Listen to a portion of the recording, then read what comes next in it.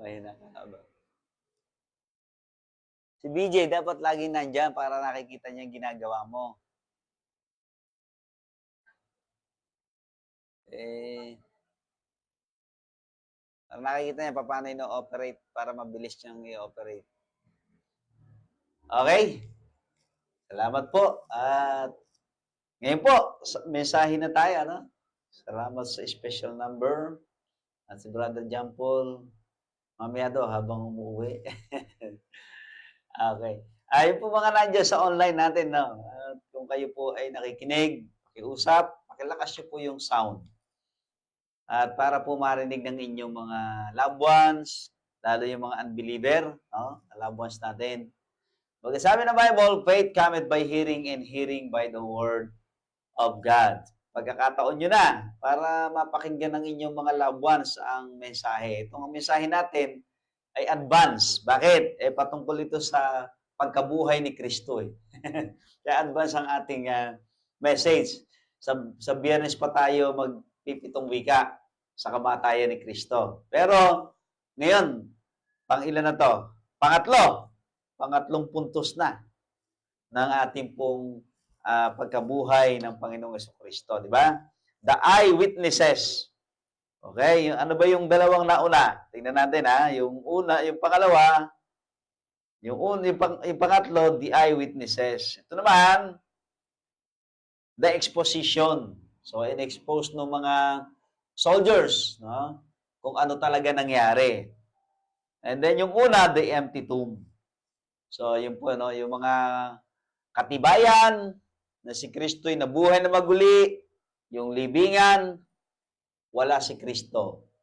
Then, yung mga soldiers na nakakita ng pangyayari, in-expose sa mga, in-expose nila sa maling tao Kanino ba nila in-expose?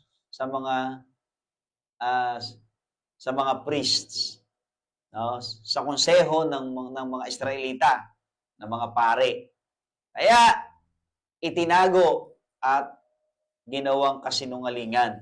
Okay? At hanggang ngayon, maraming naniniwala na si Kristo hindi nabuhay na maguli. Kaya kung kayo mag-e-expose ng katotohanan, expose niyo doon sa mga taong dapat makarinig. Hindi yung mga, tulad yung kalaban ni Kristo yun Sino ba yun? Yung mga Pariseo, Saduceo, Eskriba, mga kalaban ni Kristo yan doon sinabi ng mga sundalo, sabi ng mga Eskriba at Pariseo, yung council, sabihin ninyo ayan, na pumunta ang kanyang mga disipulo nung gabi.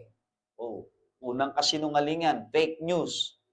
Pangalawa, ninakaw ang kanyang bangkay. Di ba? Hindi naman ninakaw Yan. Kaya, tatlo yan Habang tatlong kasinungalingan yung ginawa nila. Tingnan nga natin. Tatlong kasinungalingan ng mga disipulo, nagpunta nung gabi. Ayun, ninakaw ang bangkay. Yun yung pangalawang kasinungalingan, fake news. Pangatlo, ito para sa mga sundalo. Sabi ng mga priests, sabihin nyo, nakatulog kayo. Hindi man sila nakatulog Diba? Nakita nila yung pangyayari. Kaya gumawa ng tatlong fake news ang mga priests and Pharisees para patunayan na si Kristo ay hindi naman talaga nabuhay na maguli, kundi ninakaw. Yan. Pero, yung mga testimony, yung exposition nitong mga soldiers ay pinatototohanan ng salita ng Diyos na totoo. Kaya lang, siyempre, nagkaroon ng bribery. Sabihin, nabayaran itong mga soldiers, huwag kayo magsasalita ng katotohanan na magsalita kayo ng kasinungalingan. Di ba ngayon mong ginagawa ngayon ng mga vlogger na nababayaran, nagsasalita ng kasinungalingan para pasamain yung isang tao? Kaya hindi lahat ng vlogger na papakinggan natin ay tama. So dapat pag-aralan natin yung vlogger kung totoo o mali yung kanyang binablog. Baka mamaya, ma-fake news kayo. Ang tawag yun ay scammer. Di ba? Ang Diablo ay number 1 scammer yan. Number 1 nag-create ng fake news niya ng Diablo. Kaya lahat na nag-create ng fake news, nag-create ng scam, ay Diablo yan. Sa demonyo yan, ha? Kaya tandaan natin. Then, pangatlo, nakita natin dito, yung eyewitnesses. Itong eyewitnesses na to, ito yung mga Kristiyano na. Okay? So, tayo na yon, mga eyewitnesses. Pero tayo, actually, hindi tayo eyewitnesses eh. Bakit? Kasi wala naman tayo doon sa panahon na yon. Tayo ay mga nanampalataya na hindi natin nakita si Kristo.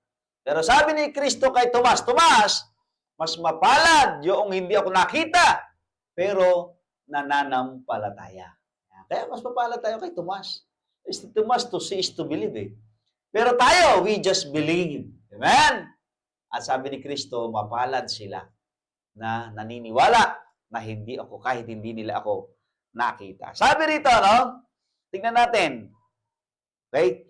Yung mga eyewitnesses. Sabi nito sa Mark 16:9. Now when Jesus was risen, early the first day of the week, he appeared first to Mary Magdalene, out of whom he had cast 7 devils. So dito po, ito yung unang appearance ni Kristo sa kanyang disipulo. Okay? Kanyang disipulo. Pero yung ating pong team, ay pong ating team verse, vocal verse, ito po, ang sabi po rito sa 1 Corinthians, hindi.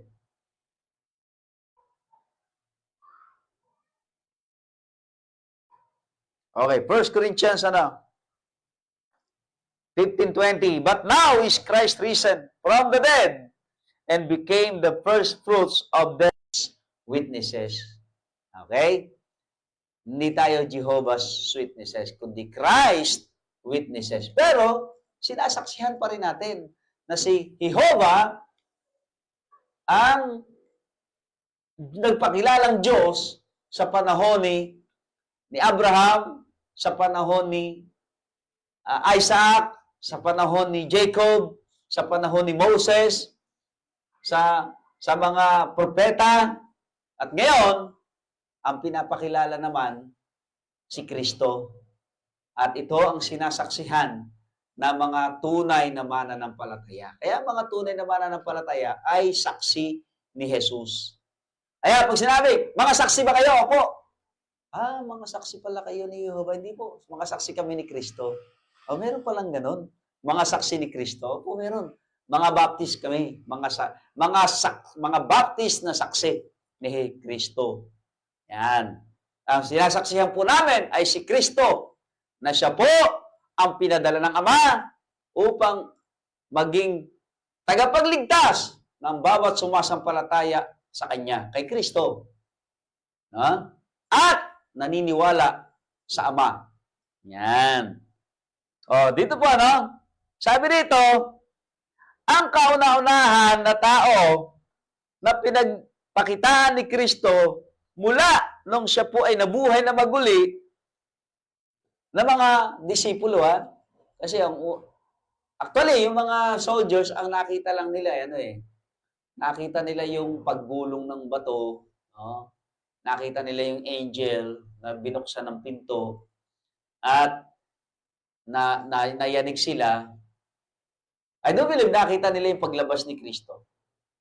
Yung paglabas ni Kristo, na hindi siya ninakaw, So, pero sa mga disciples, ang sabi ng Bible, na nung si Kristo ay nung bumangon early in the morning, the first day of the week, nagpakita siyang una kay Maria Magdalena. Kita niyo, Sino ba si Maria Magdalena? Sabi ng Bible, siya yung babaeng may 7 demonyo. Ano ba trabaho ni Maria Magdalena? Nagbebenta ng laman. Okay? Ang tawag po sa kanya nga sa panahon ngayon ay kalapating mababa ang lipad. So, nagbebenta ng aliw. Eh, yung pala mga prostitute, no? Meron palang mga devils yan. May mga evil spirit pala yan. Possess pala ng evil spirit yan. No? Para ibenta nila ang kanilang sarili, no? Sa mga kalalakihan, ay kailangan meron silang 7 devils, 7 demons. Hindi natin sila itataboy. Bakit? Mahal din sila ng Diyos eh. Kaya lang, meron lang silang kasalanan na dapat nilang itakwil, dapat nilang talikuran. So, yun nga, yung kasalanan ng pagbebenta ng aliw.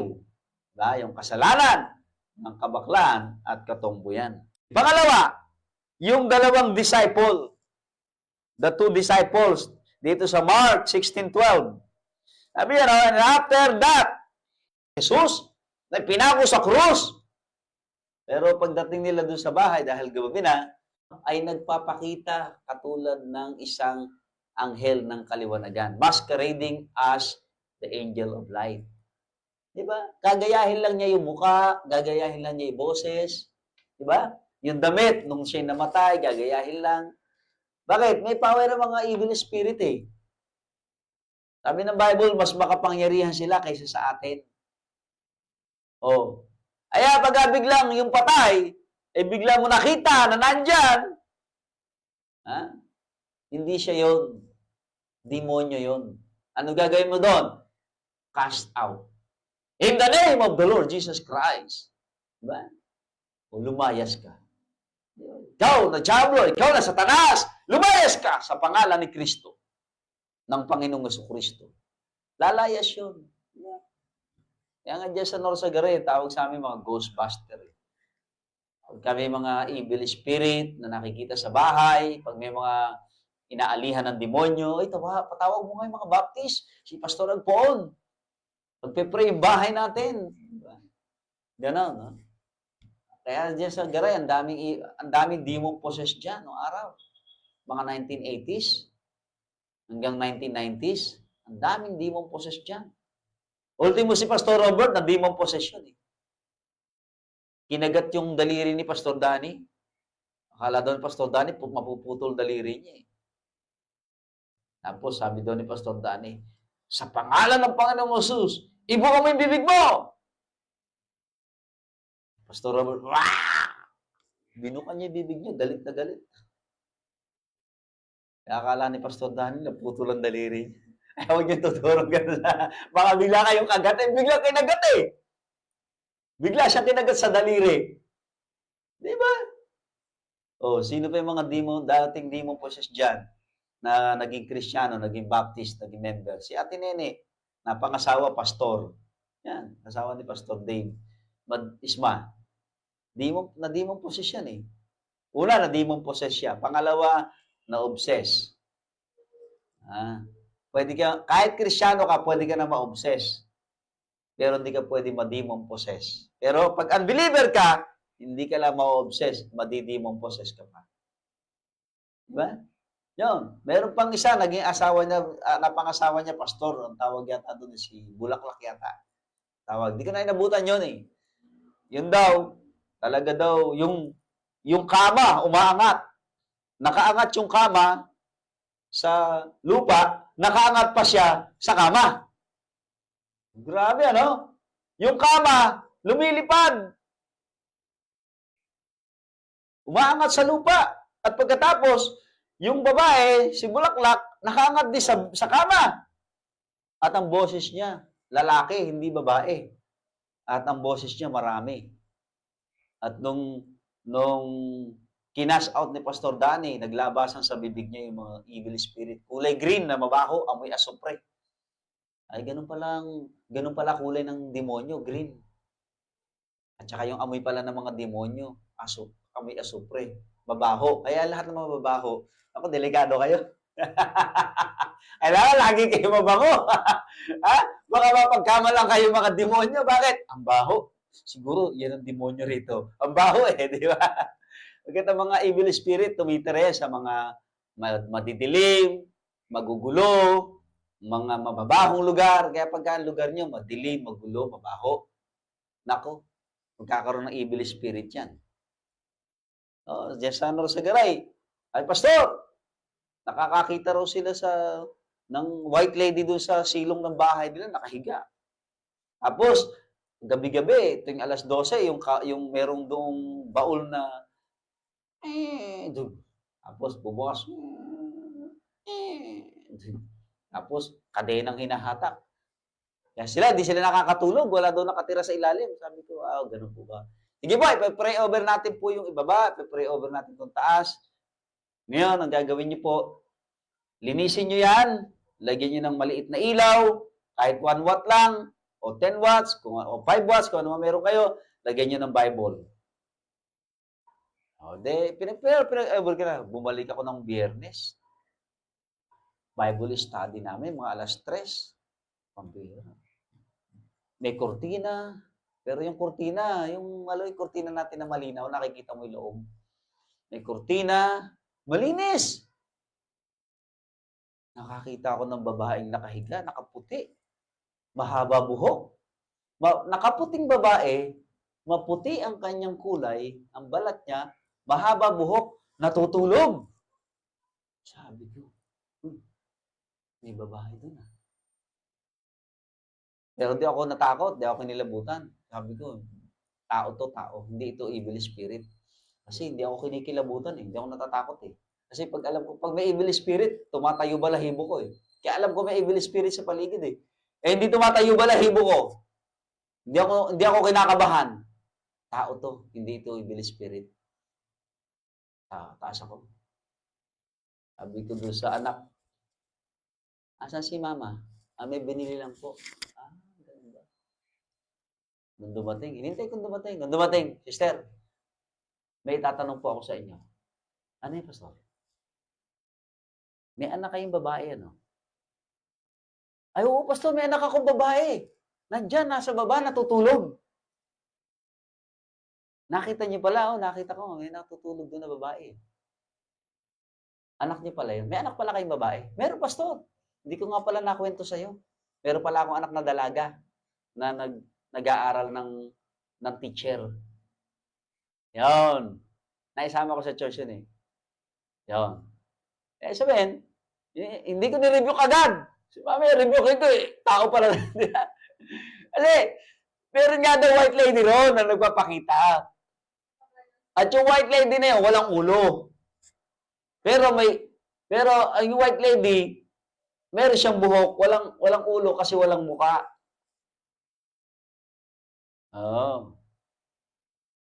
Sabi ko, Papa, ano po yan? Sapol po ba nung pinag-pray natin? May narinig, wala na pastor, nakakatulog na kami. Yung anak ko nga, doon na natutulog sa babae. Kasi dati walang natutulog doon dahil kinatatakutan nga yung ilalim namin na yan. Ngayon, pastor, nakakatulog na kami na maayos. Wala na kami narinig na evil spirit. Di ba nakausap natin yung kapatid? Engineer ba yan? Engineer na? Yung kapatid, nakausap namin. Hindi ko na siya kilala, malaki na bata pa siya noon nung binibisita ko Yan, nakalimutan ko yung pangalan ng babae. Okay? Pero talaga, sabi ko, babae, puti, maputi, nakakulay puti, mahaba buhok. Nasa ko, buti hindi ko ni-review. At saka sabi ko, alam mo nararamdamang may power ng evil spirit dito Kaya hindi ako natakot. Pero sa iba siguro baka mapasigaw pa white lady! Sabi, white lady nga daw doon sa lalo si Kristo, sabi ng Bible, habang kumakain, nagpakita. Ano gagawin ninyo? Kung kayo makakita ng dating patay, habang kayo kumakain, biglang nagpakita. Lalo kung gabi pa, nung panahon, wala namang kuryente. Ang ilaw mga lampara, mga paritan, kung tawagin, petrolyo, di ba? Mga sulok. Di ba? Biglang kumakain ka ngayon, biglang lumitaw. Baka maitapo mo lahat ang kinakain mo, di ba? Pero sabi ng Bible, upgraded them. Di ba? Sabi na upgraded, in-update sila. In-update. Yan, updated, upgraded. Ibig sabihin, sila ay pinatatag, pinatibay, na hindi siya ay namatay, pero siya ay muling nabuhay. Ayun ang maganda. Pag nagpapakita kayo sa mga i-upgrade ninyo yung mga tao. Hindi yung, ang kukwentuhan nyo, gossip. Kukwento kayo ng gossip, hindi siya na-upgrade. Gossip ang kinuwento mo eh. Ay, kwento mo sa kanya, patungkol sa mga biyaya ng Diyos, pagpapala ng Diyos, kagandahang loob ng Diyos, mga miracle ng Panginoon. Yan ay kwento nyo pag kayo pupunta sa kapatiran. Hindi, ay, alam ba, yung kwento patungkol kay ganito. Mabihira. Buhay ng may buhay ang kinukwento nyo. Ay, kwento nyo yung buhay ni Kristo. Amen? Kung paano si Kristo nabuhay sa lupa. Ha? Ano ang kanyang ginawa? Doon sa krus ng Kalbaryo. At nung siya nasa lupa, anong mga miracle ang kanyang ginawa? Anong tulong ang kanyang ginawa sa mga tao kahit na lang hindi sa kanya naniniwala? Diba? Tinulungan niya. Sabi ng Bible, upgraded them. Isip-isipin nyo. Pagka nagpakita sa inyo yun daw, mga namatay na tao, na kamag-anak, nagpakita sa inyo, ina-upgrade ba nila kayo? Tinatakot lang kayo, di ba? Hindi siya yun. Impacto yun. Diba? Okay, pangapat, si Tomas. Ito na. Si Tomas na tayo, Tomas. John 20, verse 24 to 29. But Thomas, one of the 12, called Didymus, was not with them when Jesus came. The other disciples therefore said unto him, We have seen the Lord.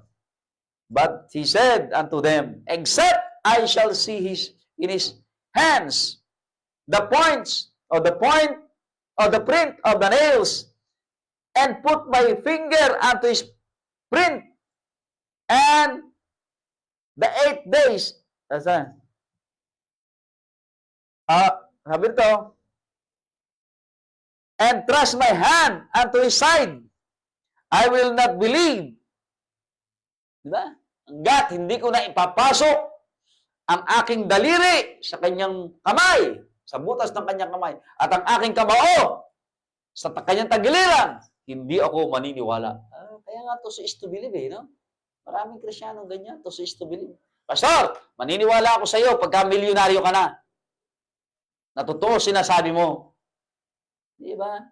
Sabi ko na sa kanya, huwag ka na maniwala.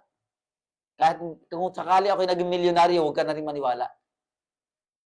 Isipin mo, panaginip lang yun na ako'y naging milyonaryo.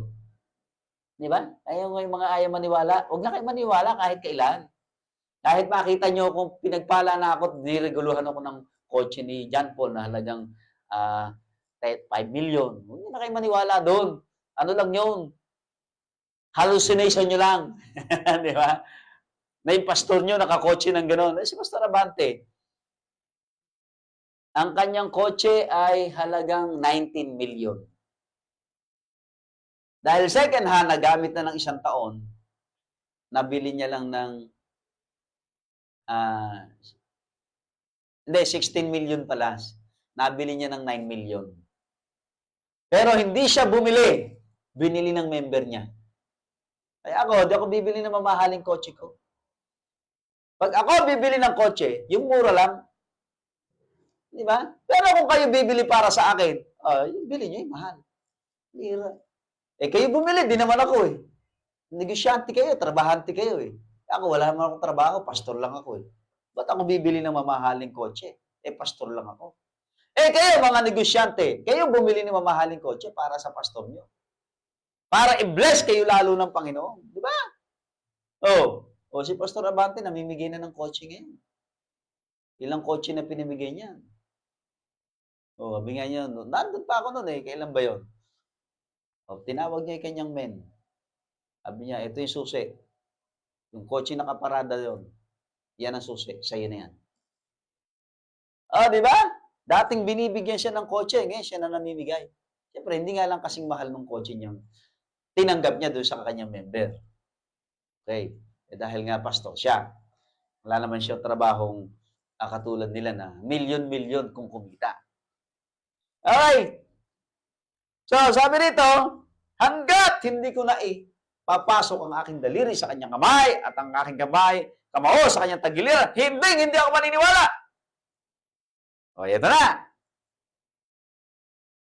Sabi yan, and after 8 days, again, his disciples were within, and Thomas with them, and said, peace be unto you. Yan, sabi ni Kristo, kapayapaan ang sumainyo. Then saith he to Thomas, reach hither thy finger, and behold my hands. And, sabi rito, and reach hither thy hand, and thrust it into my side, and be not faithless. Huwag kang hindi maniniwala, Tomas. Nakita niya na di ba? But believing. And Thomas answered and said unto him, my Lord and my God. Jesus said unto him, Thomas, because thou hast seen me, thou hast believed. Blessed are they that have not seen, and yet believe. Mapalad ang hindi nakakita sa akin, Tomas, pero nananampalataya. Ang sabi ni Tomas, my Lord and my God. Sabi na, nagulat daw si Tomas. Hindi po nagulat si Tomas. Una, expected ni Tomas, darating si Kristo. Dapat niya ang magugulat si Kristo eh. Bakit? Nung unang nagpakita siya sa lahat ng disciple, wala si Tomas. Absent. Nung pangalawang nagpakita siya, nung second week, nandun si Tomas. Sino magugulat?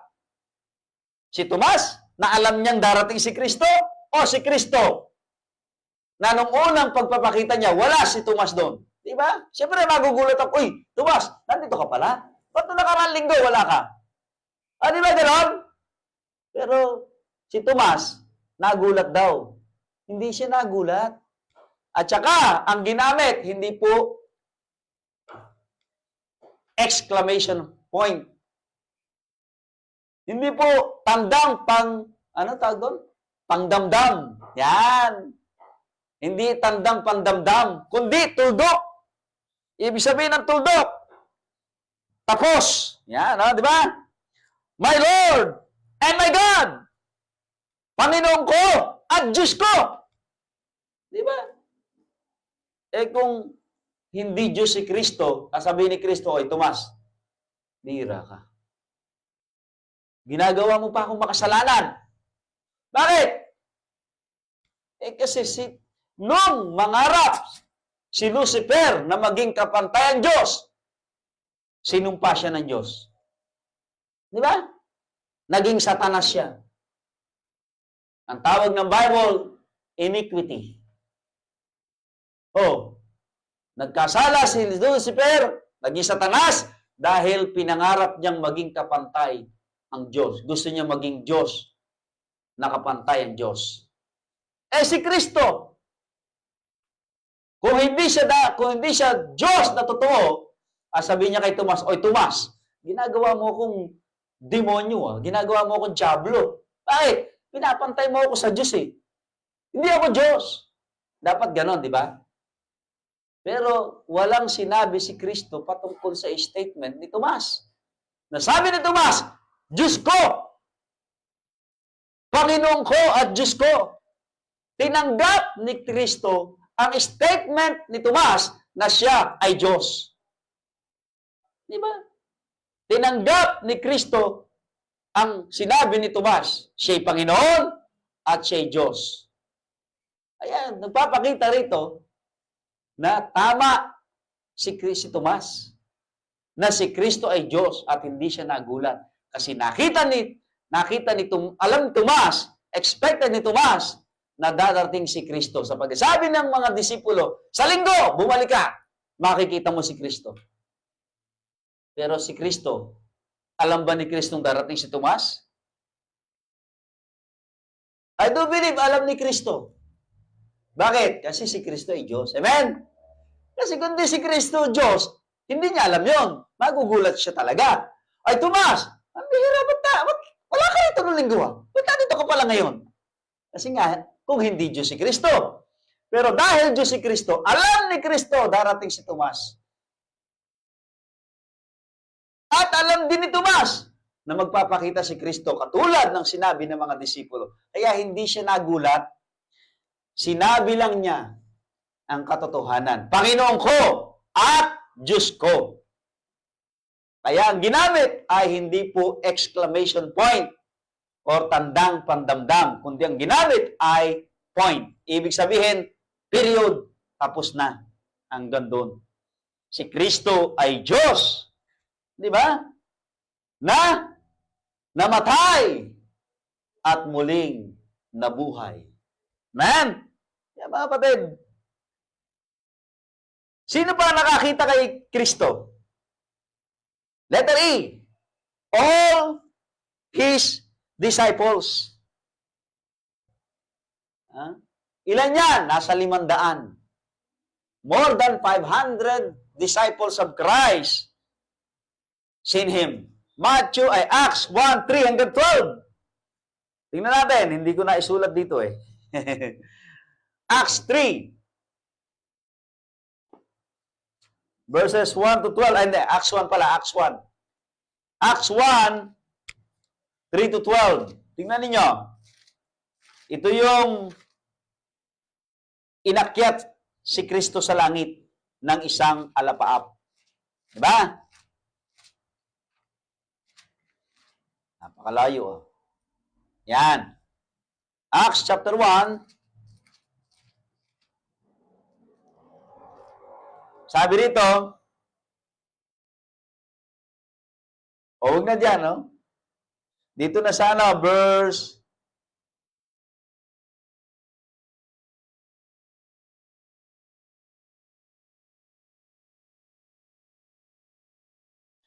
10. And while they looked steadfastly toward heaven, as he went up, behold, 2 men stood by them in white apparel, which also said, Ye men of Galilee, why stand ye gazing up into heaven? This same Jesus, which is taken from you in heaven, shall so come in the manner as ye have seen him go and into heaven. So sabi rito, nakita ng lahat, nakita ng kanyang mga disciple, si Kristo na umaakyat sa kalangitan habang sila ay kanyang kinakausap. Yan o, sabi rito sa verse 3. Verse 3. To whom also he showed himself alive after his passion by many infallible proofs, being seen of them 40 days and speaking of the things pertaining to the kingdom of God, and being assembled together with them, commanded them that they should not depart from Jerusalem, but wait for the promise of the Father, which saith he unto ye have heard of me. Okay, ano ba yung pangako na yon? Yung Holy Spirit. So, isabihin, mga kapatid, nakita siya ng lahat ng mga disipulo doon sa Mount Olive, na kung saan si Kristo ay inakyat ng isang alapaap o ng ulap. No? And panghuli. Panghuli na. Sino to? Si Apostol Pablo. 1 Corinthians 15 verse 8 and 9. Sabi dito, and last of all, he was seen of me, as of one born out of due time. For I am the least of the apostles, that am not meet to be called an apostles, because I persecuted the church of God. Ang sabi ni Pablo, sa kahuli-hulihan, nakita ko siya. Diba? Kaya si Pablo po, eyewitnesses yan. Mga eyewitnesses that actually, mula sa 11, naging 12 disciples. Bakit? Kasi nga, mula sa 12, naging 11, no? 12, naging 11, tapos yung 11, naging 12 uli. At sino ika-12? Si Pablo. Kaya po, nakita siya pati ng pinakahuling disipulo o apostles. Kaya wala na po apostles ngayon. Ibang mga simbahan may apostol pa. Kapatid, sa Revelation, meron lang 24 seats. 24 seats. Ano yung 24 seats na yun? Yung 24 tribes of Israel. Ay, 12 tribes of Israel uupo sa 12 upuan sa isang side. At sa kabilang side, 12 disciples uupo sa 12 upuan. Eh ngayon, kung meron pa mga apostol ngayon, saan uupo yun? Eh sa langit, meron lang 24 at saka meron lang isa sa gitna. The throne of God and the 24 seats. 12 sa mga Israelites at saka 12 sa mga apostles. Kaya po wala ng apostol ngayon. May mga simbahan, may mga apostol pa sila. Kaya nga po, nagpapakita na sila po ay hindi talaga sa Diyos. May apostol hanggang kay Pablo lang apostol, sabi ng Bible. Siya ang pinakahuli, sabi ni Pablo. Eh di pagka pinakahuli, wala na. Di ba? Siya pinakalas So, isa ba kapatid? Sangayon sa Acts chapter 1, verses 3 to 4, ito ang patunay na si Kristo ay nabuhay na maguli, Diyos na nagkatawang tao, namatay, pero nabuhay na maguli, nakita ng lahat ng disipulo, nakita ng huling apostol na si Pablo, at pinatunayan na walang alinlangan na si Kristo talaga ay Diyos na namatay at muling nabuhay, at siya ang tagapagligtas ng lahat ng mga sumasampalataya sa panahon ngayon. Kasi church age Sa panahon ng church age ngayon, ang tanging kaligtasan lang is to believe Christ. Manampalataya ka kay Kristo, maliligtas ka. Okay? So tayo po'y mananalangin. Ang ating oras ay 7:49. Lumagpas lang ako ng 19 minutes pala. O tayo manalangin po, Panginoon. Salamat po. Nakita namin ang katotohanan. Merong mga eyewitnesses. Merong empty tomb. Merong mga expositor, yung mga soldiers, at merong mga eyewitnesses na mga apostles at mga disciples na nakita si Kristo na namatay, nilibing, nabuhay na maguli, at tinawag ni Tomas na Panginoon at Diyos. Kaya totoo po na si Kristo ay Diyos ang tagapagligtas. Diyos na namatay at Diyos na muling nabuhay mula sa mga patay. Upang kami na sumasampalataya kahit hindi namin siya nakita, kami ay mabuhay sa huling panahon bago wakasan ng Diyos at hatulan ng Diyos ang mga hindi sumasampalataya. Salamat po, Ama, sapagkat ang aming tagapagligtas ay Diyos na muling nabuhay at kailanman ay hindi na siya mamamatay. Dahil siya'y namatay lamang para iligtas kami na mga makasalanan, upang kami na may kamatayan ay hindi na mamamatay pa sa impyerno, kundi mabubuhay magpakailanman kasama niya sa kanyang kaharian sa langit na bayan at mag-enjoy ng 1,000 taon kasama ni Kristo sa mundong ito.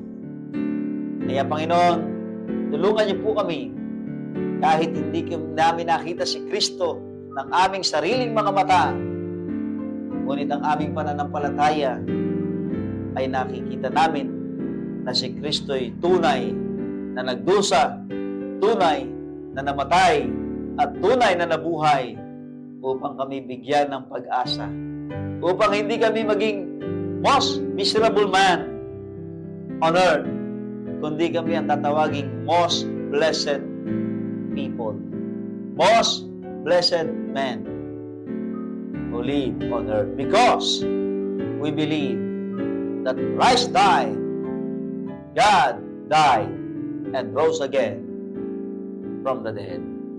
Panginoon, maluwalhati po kayo. Nagbibigay po ako ng paanyaya.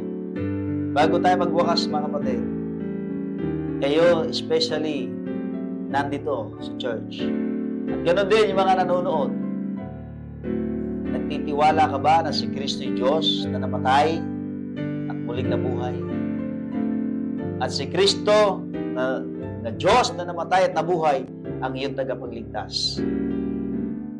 Kung tatanggapin mo siya sa iyong puso bilang iyong tagapagligtas at Panginoon at Diyos ng iyong buhay, sabi ng Bible, ililigtas ka ni Kristo. Bibigyan ka niya ng pag-asa makapasok sa langit at sa kanyang paghahari sa lupa ng 1,000 taon. Isusulat niya ang iyong pangalan sa aklat ng buhay upang ikaw ay tumira sa kanyang mansyon sa langit, mga mansyon na kanyang ginawa. Sabi ni Kristo, ako'y babalik sa Ama at ipaghahanda ko kayo ng tirahan. Sa bahay ng aking Ama, maraming mansyon. So God will give you a mansion in heaven if you just believe that Christ is God, died on the cross for you, and live again, rose again from the dead to give you the assurance or an assurance of salvation if you just believe Him, receive Him in your heart right now. Tanggapin mo si Kristo. Pag hindi mo tinanggap, itatapon ka ng Diyos sa impyerno at sa dagat-dagatang apoy pag ikaw ay namatay o pumanaw sa mundong ito. Ngunit, kung tatanggapin mo si Kristo, dadaling ka niya sa langit na bayan, sa tahanan ng kanyang Ama. So ito po is short prayer, just a short prayer. Repeat after me. Ulitin mo lang. Panalangin ng pananampalataya, panalangin ng pagtanggap, panalangin ikaliligtas sa kaligtasan. Ang tawag namin dito is sinner's prayer. Okay?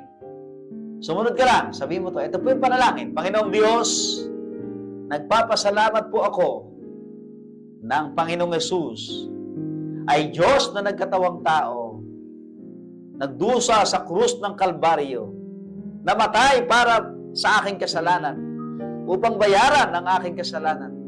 Bigyan ako ng katubusan, kaligtasan, at buhay na walang hanggan. Siya'y nabuhay na maguli, upang kung ako'y mamamatay sa mundong ito, ako'y kanyang muling bubuhayin. At dadalhin niya ang aking katawan, kaluluwa at espiritu, sa tahanan ng kanyang Ama, na kung saan maraming mansyon. Panginoong Yesus, katulad ni Tomas, ako'y nananampalataya na ikaw ang Panginoon. Ikaw ang Diyos. Ikaw ang nagbigay ng iyong buhay para sa aking kaligtasan. Ama, patawarin niyo po ako sa bawat kasalanang aking nagawa. Gawin niyo ko yung anak. Linisin niyo po ako ng banal na dugo ng Panginoong Jesucristo. Salamat po sa buhay na walang hanggan. Salamat po sa Panginoong Jesucristo na nag-alay ng kanyang buhay para sa aking kaligtasan. Ito po ang panalangin ko na may pagtitiwala at pasasalamat sa pangalan ng Panginoong Yesus. Ako na lang po mananalangin. Panginoon, salamat po. Kami po inyong pagpalain maging sa pagtatapos ng aming prayer meeting ngayong gabi. Nawa, may mga taong naligtas, may mga taong tumanggap kay Kristo, may sumunod sa panalangin sa ikaliligtas. Pagpalain niyo po ang bawat isa, pagpalain niyo po ang aming offering At ang bawat magbibigay ay higit niyo pong biyaya. Ito ba ang aming samadalangin sa pangalan po ng Panginoong Jesus. Amen at amen. Okay, sandali lang. Sa lahat po ng tumanggap kay Kristo ngayong gabi, prayer meeting, Wednesday, April 16. Ano ba? Tandaan nyo, ngayon po ang inyong spiritual birth. Ang gagawin niyo lang po, manalangin kayo sa Diyos araw-araw, bilang inyong Ama. Magbasa kayo ng Bible para tumatag kayo at lumago sa pananampalataya at umattend kayo ng simbahan para po magkaroon kayo ng ka-fellowship. Diba? Kayo maudyukan sa pagmamahalan. Okay, dito po sa Community Baptist Church, nandito po tayo ngayon sa kilometer 41. At pwede po kayo makipag-alam sa amin. Kung malayo po kayo sa amin, pwede rin po kayo makipag-alam. Pwede tayo magtatag ng gawain dyan sa lugar nyo. Or, kung meron na pong church dyan sa paligid ninyo, i-cater po namin kayo kung saan po ang malapit dyan na Baptist Church sa inyong lugar. May God bless us all. Salamat po. To God be the glory.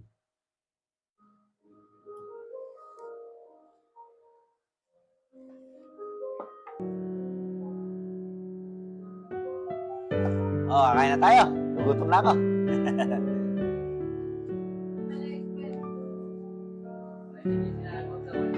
Ano?